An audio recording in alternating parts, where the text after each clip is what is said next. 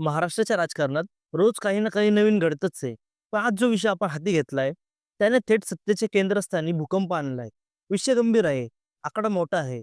तब्बल 1800 कोटी रुपये आणि प्रश्न विचारला गेलाय थेट हायकोर्टाकडून. आणि कुणाला? तर राज्याच्या उपमुख्यमंत्र्यांच्या सुपुत्राला. मुंबई उच्च न्यायालयाने राज्य सरकार आणि पुणे पोलिसांची आज चांगलीच कानउघाडणी केली. अरे बाबांनो, कायद्यासमोर सगळे समान आहेत ना? मग एका विशिष्ट व्यक्तीवर म्हणजेच पार्थ पवारांवर गुन्हा का दाखल झाला नाही? असा सवाल कोर्टाने विचारलाय. आजच्या सविस्तर व्हिडिओमध्ये आपण हे प्रकरण जाणून घेणार आहोत. नमस्कार, आपण पाहता सावली कट्टा. हे संपूर्ण प्रकरण पुण्यातील मुंडवा भागातील जमीन गैरव्यवहाराशी संबंधित आहे. साधारण 40 एकर जमीन. मुळात ही जमीन सरकारी होती, म्हणजेच शासनाची मालमत्ता. आरोप असा आहे की बनावट कागदपत्रे तयार करून संगनमत करून ही मौल्यवान जमीन खासगी बिल्डरांना आणि कंपन्यांना विकण्यात आली. आणि इथेच एंट्री होते पार्थ पवार यांच्या अमेडा एंटरप्राइजेस LLP या कंपनीची. या कंपनीने कथितरित्या या जमीन व्यवहारात भाग घेतला. या प्रकरणात पुणे पोलिसांच्या आर्थिक गुन्हे शाखेने तपास सुरू केला आहे. या प्रकरणात शीतल तेजवानी यांना अटकही झाली आहे. पण तक्रारदारांनी आणि नंतर हायकोर्टाने हेच विचारले की FIR मध्ये मुख्य सूत्रधारांची नावे का नाहीत? ज्या कंपनीने जमीन घेतली त्यांच्या मालकांवर का कारवाई नाही? हा केवळ जमीन खरेदी विक्रीचा मामला नाही, तर यात सरकारी जमिनीचा गैरवापर, बनावट कागदपत्रे आणि कोट्यवधी रुपयांचा भ्रष्टाचार असल्याचा आरोप आहे.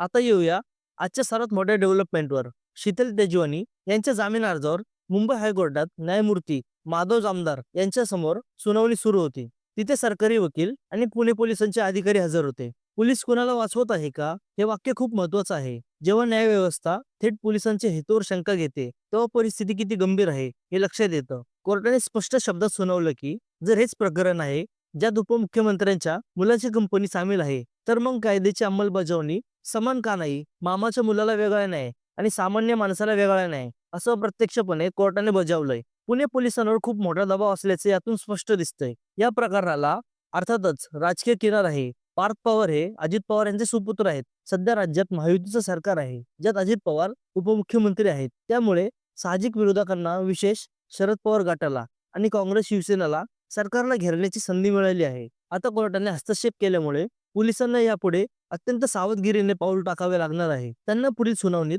हायकोर्टाला समाधानकारक उत्तर द्यावे लागेल. याचे दोन परिणाम होऊ शकतात. पुणे पोलिसांना नाईलाजास्तव पार्थ पवार यांच्या विरुद्ध FIR दाखल करावा लागू शकतो आणि त्यांची चौकशी करावी लागू शकते. जर पोलिसांनी पुरावे नसल्याचे सांगितले तर तक्रारदार सर्वोच्च न्यायालयात जाऊ शकतात. पण सध्या तरी अजित पवार आणि त्यांच्या कुटुंबासाठी हा एक मोठा धक्का मानला जात आहे. तर मंडळी, शेवटी प्रश्न कायद्याच्या राज्याचा आहे. हायकोर्टाने आज जो सवाल विचारला तो प्रत्येक सामान्य नागरिकाच्या मनात होता. आता चेंडू राज्य सरकार आणि पुणे पोलिसांच्या कोर्टात आहे. ते कायद्याला धरून कारवाई करतात की राजकीय दबावाला बळी पडतात, हे पाहणे महत्वाचे ठरेल. तुमचं काय मत आहे यावर?